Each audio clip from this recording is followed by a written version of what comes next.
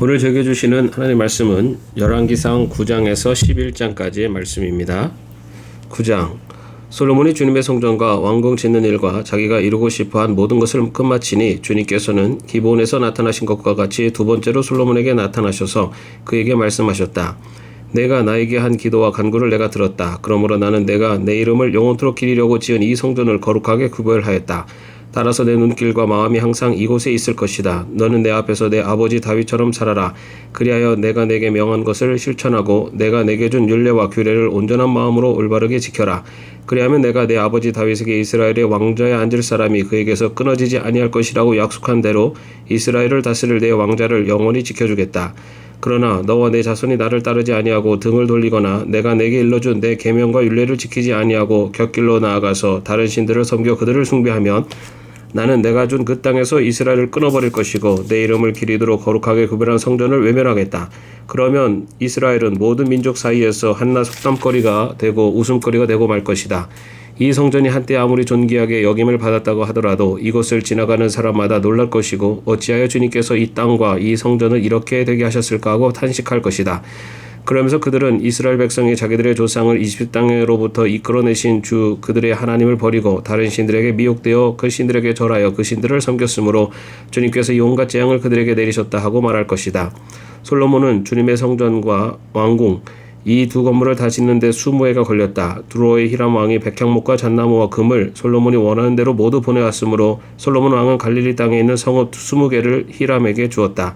히람이 두로에서부터 와서 솔로몬이 그에게 준 성을 보았는데 그 성들이 마음에 차지 않아서 나의 형제여 그대가 나에게 준 성읍들이 겨우 이런 것들이요 하고 말하였다. 그래서 오늘날까지 그곳을 가볼의 땅이라고 한다. 사실 이 일이 있기 전에 히람이 솔로몬 왕에게 보낸 금액은 금 120달란트나 되었다. 솔로몬 왕이 강제 노역군을 동원할 수밖에 없었던 까닭은 주님의 성전과 자기의 궁전과 밀로궁과 예루살렘 성벽을 쌓고 하솔과 무길도와 게셀의 성을 재건하는 데 필요했기 때문이다. 이투왕 바로가 올라와서 게셀을 점령하여 불로 태워버린 일이 있었다. 그는 그 성 안에 살고 있는 가나안 사람들을 살해하고 그 성을 솔로몬의 아내가 된 자기의 딸에게 결혼 지참금으로 주었다. 그래서 솔로몬은 게셀을 재건하였다. 솔로몬은 강제 노역군을 동원하여서 낮은 지대에 있는 베토론을 재건하였다.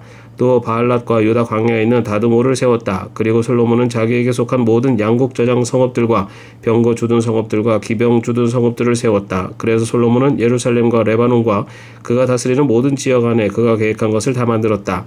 이스라엘 자손이 아닌 아모리 사람과 헷 사람과 브리스 사람과 히위 사람과 여부 사람 가운데서 살아남은 백성이 있었다. 솔로몬은 그들을 노예로 삼아서 강제 노역에 동원하였다. 그들은 이스라엘 자손이 다 진멸할 수 없어서 그 땅에 그대로 남겨둔 백성들이었다. 그래서 그들은 오늘날까지도 노예로 남아있다. 그러나 솔로몬은 이스라엘 사람 가운데서는 어느 누구도 노예로 삼지 않았다. 이스라엘 사람은 군인, 신하, 군사령관, 관리, 병거대 지휘관, 기병대원이 되었다. 솔로몬의 일을 지휘한 관리 책임자들은 550명이다. 그들은 작업장에서 일하는 백성을 감독하는 사람들이다. 바로의 딸은 다윗성에서 올라와서 솔로몬이 지어준 자기의 궁으로 갔다. 그때 솔로몬이 밀로궁을 완공하였다. 솔로몬은 한 해에 3번씩 주님의 제단에서 번제물과 화목제물을 드리고 또 주님 앞에서 분향하였다. 이렇게 그는 성전 짓는 일을 완수하였다. 솔로몬 왕은 또 에돔 땅 홍해 변 엘롯 근방에 있는 에시온게벨에서 배를 만들었다. 히람은 자기 신하 가운데서 바다를 잘 아는 벳사람들을 보내서 솔로몬의 신하들을 돕게 하였다. 그들이 오빌에 이르러 거기서 420달란트의 금을 솔로몬 왕에게로 가져왔다.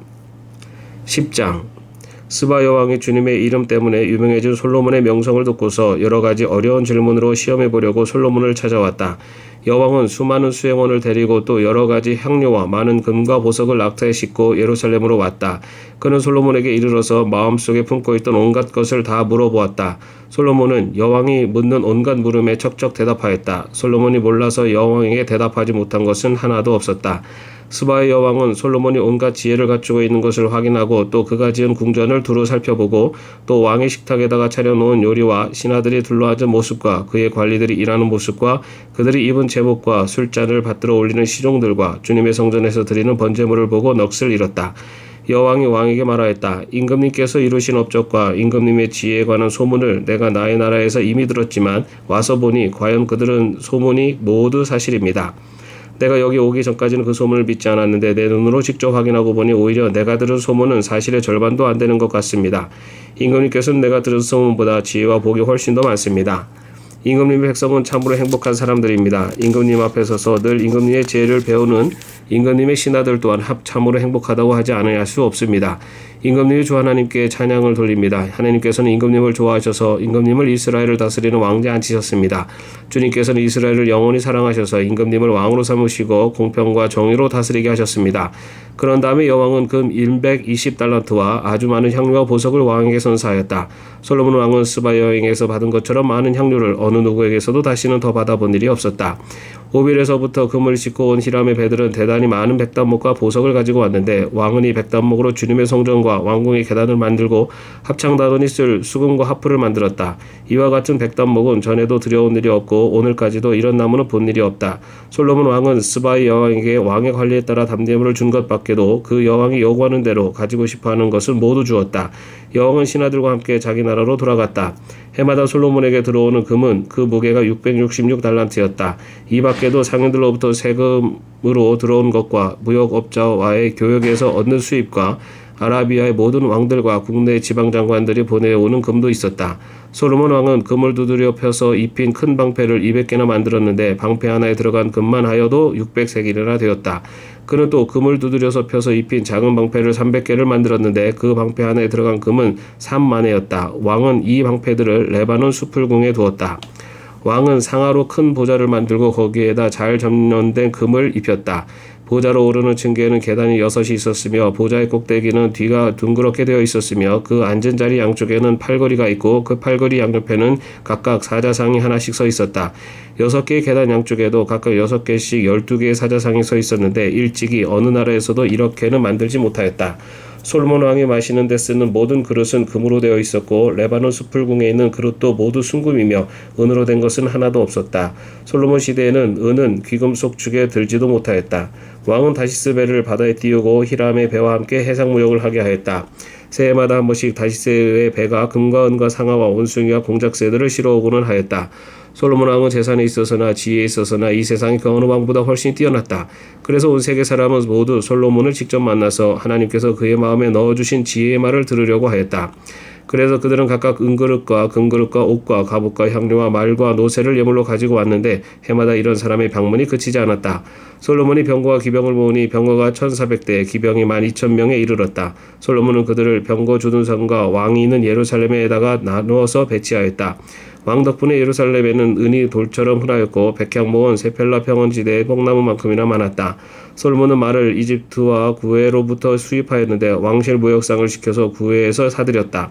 병거는 이집트에서 한 대 은 600세겔을 그리고 말은 한 필에 은 150세겔을 주고 들여와서 그것을 해쪽의 모든 왕과 시리아 왕들에게 되팔기도 하였다. 11장 솔로몬 왕은 외국 여자들을 좋아하였다. 이집트의 바로의 딸 말고도 모압 사람과 암몬 사람과 에돔 사람과 시돈 사람과 헷 사람에게서 많은 외국 여자를 후궁으로 맞아들였다. 주님께서 일찍이 여러 민족을 두고 이스라엘 자손에게 경고하신 일이 있다. 너희는 그들과 결혼을 하고자 해서도 안 되고 그들이 청혼하여 오더라도 받아들여서는 안 된다. 분명히 그들은 너희의 마음을 그들이 믿는 신에게로 기울어지게 할 것이다 고 말씀하셨다. 그런데도 솔로몬은 외국 여자들을 좋아했으므로 마음을 돌리지 못하였다. 그는 자그마치 700명의 후궁과 300명의 첩을 두었는데 그 아내들이 그의 마음을 사로잡았다. 솔로몬이 늙으니 그 아내들이 솔로몬을 꾀어서 다른 신들을 따르게 하였다. 그래서 솔로몬은 자기의 주 하나님께 그의 아버지 다윗만큼은 완전하지 못하였다. 솔로몬이 시돈 사람의 여신 아스타롯과 암몬 사람의 우상 밀곰을 따라가서 주님 앞에서 악행을 하였다. 그의 아버지 다윗은 주님께 충성을 다하였으나 솔로몬은 그러하지 못하였다. 솔로몬은 예루살렘 동쪽산의 모압의 혐오스러운 우상 그모스를 섬기는 산당을 짓고 암몬 자손의 혐오스러운 우상 몰렉을 섬기는 산당도 지었는데 그는 그의 외국인 아내들이 하자는 대로 그들의 신들에게 향을 피우며 제사를 지냈다. 이와 같이 솔로몬의 마음이 주 이스라엘 하나님을 떠났으므로 주님께서 솔로몬에게 진노하셨다. 주님께서는 2번씩이나 솔로몬에게 나타나셔서 다른 신들을 따라가지 말라고 당부하셨지만 솔로몬은 주님께서 하신 말씀에 순종하지 않았다. 그러므로 주님께서 솔로몬에게 이렇게 말씀하셨다. 내가 이러한 일을 하였고 내 언약과 내가 너에게 명령한 내 법규를 지키지 아니하였으니 내가 반드시 내게서 왕국을 떼어서 내 신하에게 주겠다. 다만 내가 사는 날 동안에는 내 아버지 다윗을 보아서 그렇게 하지 않겠지만 내 아들 때에 이르러서는 내가 이 나라를 갈라놓겠다. 그러나 이 나라를 갈라서 다 남에게 내주지는 않고 나의 종 다윗과 내가 선택한 예루살렘을 생각해서 한 지파만은 내 아들에게 주겠다. 이렇게 해서 주님께서는 에돔 출신으로 에돔에 살고 있는 왕손 하닷을 일으키셔서 솔로몬의 대적이 되게 하셨다. 전에 다윗이 에돔에 있을 때 군사령관 요압 장군이 살해당한 사람들을 묻으려고 그곳으로 내려갔다가 에돔에 있는 모든 남자를 다 쳐 죽인 일이 있었다. 요압은 온 이스라엘 사람과 함께 에돔에 있는 모든 남자를 다 진멸할 때까지 6달 동안 거기에 머물러 있었다. 그러나 하닷은 자기 아버지의 신하이던 에돔 사람들을 데리고서 이집트로 도망하였다. 그때 하닷은 아직 어린 소년이었다. 그들은 미디안에서 출발하여 바란에 이르렀고 그곳에서 장정 몇 사람을 데리고 이집트로 내려가서 이집트 왕 바로에게로 갔다. 이집트 왕 바로는 그에게 집과 얼마만큼의 음식을 내주고 땅도 주었다. 하닷이 바로의 눈에 들었으므로 바로는 자기의 처제 곧 다브네스 왕비의 동생과 하닷을 결혼하게 하였다. 다브네스의 동생은 아들 그누밧을 낳았는데 다브네스는 그를 바로의 왕궁 안에서 양육하였으므로 그누밧은 바로의 궁에서 바로의 아들들과 함께 자랐다. 그 뒤 하닷은 다윗과 군사령관 요압 장군이 죽었다는 것을 이집트에서 듣고서 고국 땅으로 돌아가게 허락해달라고 바로에게 요청하였다. 그러자 바로는 그에게 나와 함께 있는 것이 무엇이 부족해서 그렇게도 고국으로 가려고만 하오 하면서 말렸다. 그러나 하닷은 부족한 것은 아무것도 없지만 보내달라고 한청하였다. 하나님께서는 솔로몬의 또 다른 대적자로서 엘리야다의 아들 르손을 일으키셨다. 그는 자기가 섬기던 소바왕 하다데셀에서 도망한 사람이다. 다윗이 소바 사람들을 죽일 때 그는 사람들을 모으고 그 모은 무리의 두목이 되어서 다마스쿠스로 가서 살다가 마침내 다마스쿠스를 다스리는 왕이 되었다. 르손은 솔로몬의 일생 동안에 이스라엘의 대적자가 되었다. 그렇지 않아도 솔로몬은 하다데에게 시달리고 있었는데 엎친 데 겹친 격으로 르손에게도 시달렸다. 르손은 시리아를 다스리는 왕이 되어서 계속하여 이스라엘을 괴롭혔다. 느밧의 아들 여로보암은 에브라임 족의 스레다 사람으로서 한동안은 솔로몬의 신하였다. 이 사람까지도 솔로몬 왕에게 반기를 들어서 대적하였다. 그의 어머니는 과부 스루아이다. 그가 왕에게 반기를 든 사정은 이러하다. 솔로몬이 밀로를 건축하고 그의 아버지 다윗성에 갈라진 성벽 틈을 수리할 때이다. 그 사람 여로보암은 능력이 있는 용사였다. 솔로몬은 이 젊은이가 일 처리하는 것을 보고는 그에게 요셉 가문의 부역을 감독하게 하였다. 그 무렵에 로보암이 예루살렘에서 나오다가 길에서 실로의 아이야 예언자와 마주쳤다. 아이야는 새 옷을 거치고 있었고 들에는 그들 둘만 있었는데 아이야는 그가 입고 있는 새 옷을 찢어서 12조각을 내고 여로보암에게 말하였다.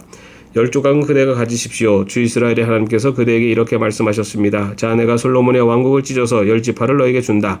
그리고 한 지파는 내 종 다윗을 생각해서 그리고 이스라엘 모든 지파 가운데서 내가 선택한 성읍 예루살렘을 생각해서 솔로몬이 다스리도록 그대로 남겨둔다. 솔로몬은 나를 버리고 시돈 사람의 여신인 아스다롯과 모압 신 그모스와 암몬 자손의 신 밀곰에게 절하며 그의 아버지 다윗과는 달리 내 앞에서 바르게 살지도 않고 법도와 율례를 지키지도 않았지만 내가 택한 나의 종 다윗이 내 명령과 법규를 지킨 것을 생각해서 솔로몬이 살아있는 동안에는 그 온 왕국을 그의 손에서 빼앗지 아니하고 그가 계속해서 통치하도록 할 것이다. 그렇지만 그의 아들 때에 가서는 내가 그 나라를 빼앗아서 그 가운데서 10지파를 너에게 주고 한 지파는 솔로몬의 아들에게 주어서 다스리게 할 것이다. 그러면 그가 내 이름을 기리도록 내가 선택한 도성 예루살렘에서 다스릴 것이고 내 종 다윗에게 준 불씨가 꺼지지 않을 것이다. 여로보암아, 내가 너를 이스라엘의 왕으로 삼겠다. 너는 내가 원하는 모든 지역을 다스릴 것이다. 내가 나의 종 다윗이 한 것과 같이 내가 명령한 모든 것을 따르고 내가 가르친 대로 살며 내 율례와 명령을 지켜서 내가 보는 앞에서 바르게 살면 내가 너와 함께 있을 것이며 내가 다윗 왕조를 견고하게 세운 것 같이 내 왕조도 견고하게 세워서 이스라엘을 너에게 맡기겠다. 솔로몬이 지은 죄 때문에 내가 다윗 자손에게 이러한 형벌을 줄 것이지만 항상 그러하지는 않을 것이다. 솔로몬이 여로보암을 죽이려고 하니 여로보암은 일어나서 이집트 왕 시삭에게로 도망하여 솔로몬이 죽을 때까지 이집트에 머물러 있었다. 솔로몬의 아버지 행적과 그가 한 모든 일과 그의 지혜는 모두 솔로몬 왕의 실록에 기록되어 있다. 솔로몬은 예루살렘에서 40년 동안 온 이스라엘을 다스렸다. 솔로몬은 죽어서 그의 아버지 다윗의 성에 묻혔다. 그의 아들 르호보암이 그의 뒤를 이어 왕이 되었다. 아멘. 오늘도 평안한 하루 되시기를 바랍니다.